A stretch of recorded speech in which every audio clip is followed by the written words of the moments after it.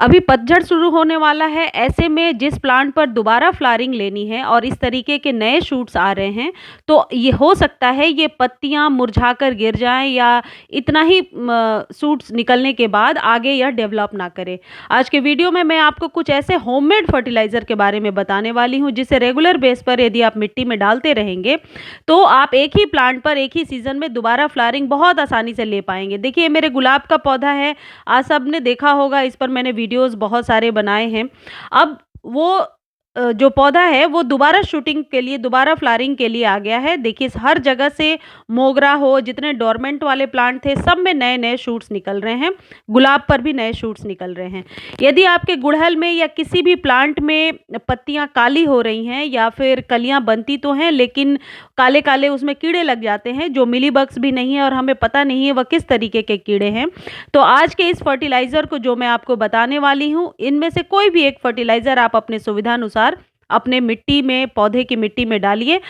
इन fertilisers को कितनी frequency पर डालनी है, कितनी मात्रा में कब देनी है, ये आज के वीडियो में आपको मालूम चलेगा। देखिए, जो लिक्विड रूप में पोषक तत्व तो हम अपने पौधे में डालते हैं वह आसानी से पौधा एब्जॉर्ब कर लेता है, सोख लेता है। ये लिक्विड जो है पचने में आसान होता है, चाहे हम इंसान हो या फिर पौधे हो। बहुत लोगों की क्वेरी थी कि पिटूनिया पर वीडियो बनाइए, पिटूनिया में अच्छी फ्लावरिंग कैसे हो। आज के वीडियो में मैं आप लोगों के कमेंट सेक्शन से जो क्वेश्चंस मेरे पास आए हैं उनको भी पुट करने की कोशिश कर रही हूँ। ये जो फर्टिलाइज़र मैं बता रही हूँ ये पिटूनिया के लिए, सारे सर्दियों वाले पौधों के लिए, चाहे वो कैलन कोई है या फिर फ्लॉक्स है या ऐसे जैसे ये आप देख रहे हो कैलेंडुला है, ये डॉग फ्लावर है, पीछे गजानिया है, सभी पौधों पर आप ये यूज़ कर सकते हैं। और ये गजानिया वगैरह ऐसे पौधे हैं जो अभी से खिलना शुरू करेंगे तो ये मई तक गारंटेड है कि खिलते ही रहेंगे। मई तक ये पौधे खराब नहीं होते हैं।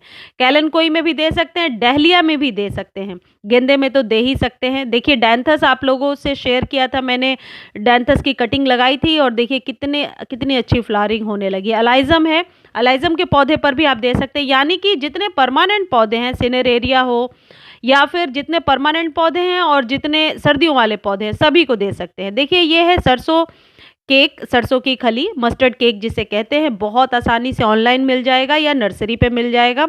ये पूरी तरीके से ऑर्गेनिक है, इसका कोई साइड इफ़ेक्ट नहीं है। और सर्दियाँ जैसे कि हर जगह अब थोड़ी कम होने लगी हैं, तो इस फर्टिलाइज़र को यदि अभी आप दे देंगे तो मुझे लगता है एक बहुत ही अच्छा उचित पोषक तत्व तो आपके मिट्टी में चला जाएगा। इसके लिए आपको क्या करना है, 50 ग्राम सरसों की खली आप 10 गमले के लिए भिगो करके रात में रख दीजिए और सुबह आप इसे पतली सी घोल बनाइए, अपने अनुसार बना लीजिए। यानी कि कंसिस्टेंसी जो है वह गाढ़ी नहीं होनी चाहिए, ताकि मिट्टी पर ये जमे ना, आसानी से जड़ों तक पहुंच जाए, इतना पतला घोल बनाना है। यदि 3-4 दिन पुराना घोल है तो फिर पानी की मात्रा बहुत ज़्यादा रखिएगा। यदि रात में ही आपने घोल बनाया है, सिर्फ 24 घंटे हुए हैं, तो हाफ पानी और ये कर सकते हैं। यानी कि पतली सी एक तरल खाद बना करके आप अपने सभी फ्लावरिंग वाले प्लांट को दे सकते हैं। लेकिन हाँ, जिसे नहीं देना है उसमें है एडेनियम, और जितने भी जेड प्लांट हैं जिनकी पत्तियां फ्लैशी होती हैं उन्हें आप ये ना दें। आप चाहें तो इसमें नीम खली मिला सकते हैं। इससे क्या होगा, देखिए, पौधों का साइज फूलों का बहुत ही बड़ा निकल करके आएगा। यानी पौधे यदि स्वस्थ रहेंगे तो फूल बड़े बड़े और चमकदार निकल करके आएंगे। सभी आप फूलों वाले पौधे को इसे दे सकते हैं, मनी प्लांट में भी दे सकते हैं। इसे आप चाहे तो 10 दिनों में एक बार अभी दे दें सारे फूलों वाले पौधे, क्योंकि पौधा जब फ्लावरिंग पर होता है उसे ज़्यादा एनर्जी की ज़रूरत होती है। अब सेकंड जो खाद है ये है ऑनियन पील्स। ये आपको पता है ये घरेलू NPK है। ये 2 प्याज के छिलके मैंने लिए हैं जो आपके 10 से 15 गमले में आसानी से यूज़ हो जाएंगे। इन्हें आप रात भर पानी में भिगो दीजिए, किसी भी बर्तन में भिगो सकते हैं। कंसिस्टेंसी पतली गाढ़ी दोनों ही रख सकते हैं। ये मिट्टी के बर्तन में, स्टील के बर्तन में, प्लास्टिक के बर्तन में, किसी भी बर्तन में भिगोइए, रात भर छोड़ दीजिए। अगले दिन आप क्या करें, या तो इसका स्प्रे बना लें या फिर डायरेक्टली जड़ों में डालें। और जो ऑनियन पील्स बच जाएंगे उन्हें 2-3 बार यूज़ करने के बाद या तो किसी गमले में डायरेक्टली डाल दें या फिर आप चाहे तो कंपोस्ट बिन में डाल सकते हैं। ये एंटीऑक्सीडेंट है। जो NPK हम खरीदते हैं मार्केट से, ये उसी का एक आप कह सकते हैं कि सब्स्टिट्यूट है। ये स्लो रिलीज है और आपके पौधे को कभी नुकसान नहीं देगा। देखिए, मैं हमेशा कहती हूँ कि जब हम ऑर्गेनिक फर्टिलाइज़र यूज़ करते हैं, हमारे पौधे की लाइफ़ अच्छी होती है। पौधा किसी भी मौसम के बदलाव को झेल लेता है।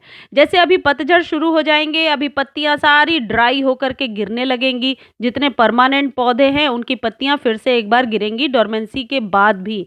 और ऐसे में जो नए शूट्स निकल रहे हैं, वह भी सूखना शुरू होंगे। लेकिन यदि आप ऑर्गेनिक फर्टिलाइज़र का सहारा लोगे, तो मैं 100% गारंटी के साथ कह रही हूँ कि आपके पौधे को कोई नुकसान नहीं होगा। इस तरीके से पानी को आप छान लीजिए। देखिए, मैं तुरंत करके दिखा रही हूँ इसलिए ये रेड नहीं हुआ है, अदरवाइज़ जो ये पानी है ना, ये लाल रंग का हो जाएगा। जो इसके कण हैं वह पानी में मिल जाएँगे और इसे आप डायरेक्टली प्लांट की जड़ों में दे दीजिए। इससे क्या होगा, एक तो फंगस से बचा रहेगा आपका पौधा। ये है चुकंदर का जूस, यानी कि जो बीट रूट होता है उसे आप ले लीजिए चुकंदर। एक चुकंदर को आप 1 लीटर पानी में रात भर भिगो करके छोड़ दीजिए। आप देखेंगे कि पानी का कलर कुछ इस तरीके से चेंज हो गया है। आपको पता है जो बीट रूट होता है इसमें पर्याप्त मात्रा में कैल्शियम और आयरन होता है जो आपके पौधे के लिए बहुत ज़रूरी है। हम सबको पता है चुकंदर हमारे शरीर के लिए भी ज़रूरी होता है और ये जो आयरन और कैल्शियम है ये पौधे के स्टेम को तो मोटा करेगा ही, साथ ही साथ लश ग्रीन पत्तियाँ और चमकदार पत्तियाँ निकल कर के आएँगी। इसे आप डायरेक्टली भी अपने पौधे को दे सकते हैं और यदि 2-3 दिन पुराना हो चुका है तो फिर आप हाफ-हाफ पानी मिला करके अपने सभी पौधों को दे दीजिए। इसे आप इंडोर और आउटडोर दोनों ही पौधों को दे सकते हैं। इसे आप अडेनियम वगैरह में और जेड प्लांट हो या मनी प्लांट हो, सभी पौधों को दे सकते हैं। अब इसको आप चाहें तो हर 3-4 दिनों पे इनमें से लिक्विड्स को आप अल्टरनेट करके यूज़ करते रहें।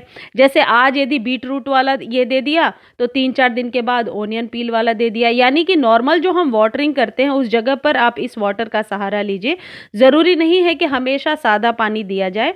कभी इस तरीके से आप वाटरिंग करके अपने पौधे को देखिए। देखिए, मेरे सारे गुलाब और सभी पौधों में दोबारा फ्लावरिंग शुरू हो गई है। जबकि मैं हमेशा ऑर्गेनिक फर्टिलाइज़र ही डालती हूँ, इसलिए पौधे हर मौसम की मार में सही रहते हैं। अगला जो फर्टिलाइज़र है ये वेल नोन है और ये है बनाना पील फर्टिलाइज़र। मुझे लगता है गुड़हल के लिए या फ्लावरिंग वाले प्लांट के लिए इससे अच्छा फर्टिलाइज़र नहीं है। ये मैं अपने अनुभव से कह रही हूँ आपको। आप 2 केले के छिलके लेकर के पानी में कुछ इस तरीके के बॉटल में डाल दीजिए। बॉटल में ऐसे डालने से क्या होता है कि मक्खियाँ वगैरह नहीं पड़ती और स्मेल भी नहीं आती है। और आप अगले दिन क्या करेंगे, देखिए इसके पानी का कलर चेंज हो गया है, यानी कि जो भी इसमें पोषक तत्व हैं वह पानी में मिल गए हैं। अगले दिन आप इस पानी को लेकर के हाफ-हाफ मिला करके ही यूज़ कीजिए, क्योंकि ये रिच होता है, बहुत हेवी होता है। डायरेक्टली जड़ों में डालना है यदि आपको, तो इसमें पानी मिला करके ही हर बार यूज़ करें। लेकिन फूलों वाले पौधे को एक नियम बना लीजिए, 3 से 4 दिन पर यदि आप इसे देते रहेंगे, आप देखिए फिर कितनी फ्लावरिंग होगी। आप गेंदा में मेरे देख लीजिए, अक्टूबर से अभी तक लगातार फ्लावरिंग हो रही है। आप लोग भी कमेंट्स करते हो कि मैम इतनी अच्छी फ्लावरिंग हो रही है। यही रीज़न है, क्योंकि मैं भोजन का, पौधों के भोजन का बहुत ख़्याल रखती हूँ कि पर्याप्त मात्रा में खाना मिलता रहे। ऐसा नहीं कि एक बार कोई फर्टिलाइज़र दे दिया फिर 20 दिनों तक छोड़ दिया। यदि केमिकल फर्टिलाइज़र हम अपने पौधे को देते हैं तो महीने में हार्डली हम 1 बार दे सकते हैं। ऐसा तो नहीं है कि हमेशा हर वीकली केमिकल फर्टिलाइज़र दें। इसलिए ऑर्गेनिक फर्टिलाइज़र पे हमेशा फ़ोकस कीजिए और ये आपके किचन वेस्ट से ही निकल जाएगा। अब मान लीजिए ये केले के छिलके नहीं हैं आपके पास, तो आप ये पोटाश मार्केट से खरीद सकते हैं। केले के छिलके नहीं हैं ऐसा तो होगा नहीं, लेकिन ये उसका अल्टरनेटिव है। ये पोटाश वही काम करता है जो आपके केले के छिलके से जो पोषक तत्व पोटेशियम आपके पौधे को मिल रहा है। यदि आपके पौधे में कलियां बन गई हैं तो आप इस पोटाश का 1 चम्मच 8 इंच के कंटेनर में दे सकते हैं, और नहीं तो फिर आप केले के छिलके वाली खाद दीजिए। ये है अदरक, बहुत आसानी से हमारे किचन में मिल जाता है। अब ये करीब 2 इंच अदरक है, इसे कूट करके आप रात में पानी में भिगो दीजिए। अगले दिन उसके पानी को छान करके उसमें 1 चम्मच आप हल्दी मिला देंगे। हल्दी के बहुत सारे फ़ायदे हैं, बल्कि मैं कहूँगी कि चमत्कारिक फ़ायदे हैं हमारे पौधों पर। उन्हें मिला करके या तो आप जड़ों में डायरेक्टली दे दीजिए या फिर आप स्प्रे कर सकते हैं। पौधे की छोटी-मोटी बीमारियों को हल्दी बहुत आसानी से दूर कर देता है। यदि फंगस अभी लगना शुरू हुआ है तो आप इसका छिड़काव करके देखें। जिनके गार्डन में गिलहरी वगैरह बहुत आ जाती होगी, ये अदरक के इस्तेमाल से, इसके स्मेल से मच्छर भी नहीं आते, गिलहरियां भी भागती हैं और पौधा स्वस्थ भी रहता है। कुछ इस तरीके से आप इसके घोल को तैयार कर लें। डायरेक्टली जड़ों में डालेंगे तो फिर जड़ों का विस्तार होगा, या फिर कई बार जड़ों के अंदर फंगस लग जाता है और हमें मालूम नहीं चलता जब तक कि पौधा सूखना शुरू नहीं होता। तो प्रिकॉशनरी तौर पर ये हल्दी का इस्तेमाल हर महीने आप कर सकते हैं। देखिए, ये है सीवीड फर्टिलाइज़र। सीवीड फर्टिलाइज़र आसानी से आपको नर्सरी पे भी मिल जाएगा, ऑनलाइन भी मिल जाएगा। सीवीड पूरी तरीके से ऑर्गेनिक होता है। इसका आप आधा ढक्कन 1 लीटर पानी में मिला करके अपने सभी पौधों पर 10 से 15 दिनों में स्प्रे कीजिए। डायरेक्टली जड़ों में भी दे सकते हैं। इससे पौधे आपके बहुत ही खिलखिला उठेंगे और जड़ें स्वस्थ रहेंगी, पौधा स्वस्थ रहेगा, फ्लावरिंग भी बहुत अच्छी होगी, फूलों की चमक बनी रहेगी। इसे आप इंडोर आउटडोर सभी प्लांट पर दे सकते हैं। मनी प्लांट वगैरह को भी दे सकते हैं, जेड प्लांट को दे सकते हैं। ये जो सीवीड फर्टिलाइज़र है, ये आपके पौधे को कोई नुकसान नहीं पहुंचाएगा।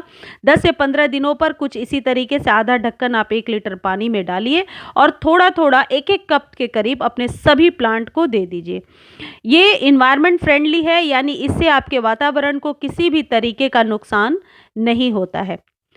ये करीब आधा लीटर है। मैं इसे और पानी में मिला करके अपने सभी पौधों को, न्यू जर्मिनेशन पे भी आप इसे डाल सकते हैं। यदि पौधे को नया रोपा है आपने तो ये लगा लीजिए। खाद देने का एक तरीका होता है, मिट्टी को चेक कर लीजिए कि पहले से इसमें पानी ना हो। लड्डू सा बनाइए, देखिए यदि पानी आपके हाथ में नहीं लग रहा है तो मतलब ये नीचे से 2-3 इंच तक गीला है। उसके बाद आप ऊपर से किसी भी खाद को दीजिए। खाद देने के पहले एक चीज़ ध्यान रखें कि 3-4 दिन का एक गैप ज़रूर मेंटेन करें, नहीं तो मिट्टी लगातार खाद देने से मिट्टी जो है वो उसका पीएच बहुत ज़्यादा बढ़ जाता है। उससे क्या होता है कि फिर फ्लावरिंग बिल्कुल भी नहीं होती है। जो कुछ भी आप खाद देते हैं वह शुष्क अवस्था में आपके पौधे, आपके मिट्टी में ऐसे ही पड़ा रहता है। इसलिए हम हमेशा कहते हैं कि ओवर फर्टिलाइजेशन नहीं करना है। ऑर्गेनिक खाद बहुत हद तक आपके मिट्टी के पीएच लेवल को मेंटेन रखता है और न्यू शूट्स को जर्मिनेशन को लेने में मदद करता है। अभी फैब में हम नए-नए पौधे लगाना शुरू करेंगे, तो इन पौधों को स्वस्थ रखने के लिए ये सारे खाद आपके काम आएँगे। ये है एनपीके। एनपीके 19-19-19 एक बैलेंस्ड फर्टिलाइज़र होता है। एनपीके नाइट्रोजन, फास्फोरस और पोटेशियम। इसका 1 चम्मच आप 1 लीटर पानी में मिलाकर महीने में सिर्फ 1 बार अपने सभी पौधों पे या तो स्प्रे करें या जड़ों में डालें। ये जो खाद है, वैसे तो ऑर्गेनिक इस पर लिखा हुआ है, लेकिन ये केमिकल युक्त खाद होते हैं। इनको कभी भी बहुत ज़्यादा नहीं देना चाहिए और धूप में तो बिल्कुल नहीं देना चाहिए, वरना पौधे मर भी जाते हैं। कई बार मैंने देखा है कि पत्ते सिकुड़ जाते हैं। ये 1 केजी आप ले लोगे तो बहुत दिनों तक ये चलता रहेगा। मुझे लग रहा है कि इसकी मात्रा बहुत ही एनफ है। ओवर फर्टिलाइजेशन करना नहीं है, तो बस आप पानी में मिलाइए और सभी पौधों पर स्प्रे कर दीजिए। या तो सुबह कर दीजिए, शाम कर दीजिए। यदि दोपहर के टाइम में कर रहे हैं तो उस पौधे को पूरे टाइम के लिए छाया में रख दीजिए। एनपीके के ये जो कलर है, वाइट की जगह कोई और हो सकता है, तो आप खरीदने जा रहे हैं तो घबराएं ना, कलर चेंज भी मिल सकता है आपको। एनपीके के बहुत सारे नंबर आते हैं, जैसे 20-20-20, 0-52-36, ऐसे बहुत सारे नंबर होते हैं। यानी कि 0-52 मतलब नाइट्रोजन उसमें 0 है और जो मात्रा है वह एनपीके को रिप्रेजेंट कर रहा है, यानी नाइट्रोजन कितना है, फास्फोरस कितना है और पोटेशियम कितना है। तो यदि आप एनपीके 19-19-19 लेते हैं तो ये बैलेंस्ड होता है ये फर्टिलाइज़र, यानी सभी प्रकार के पौधों को दे सकते हैं।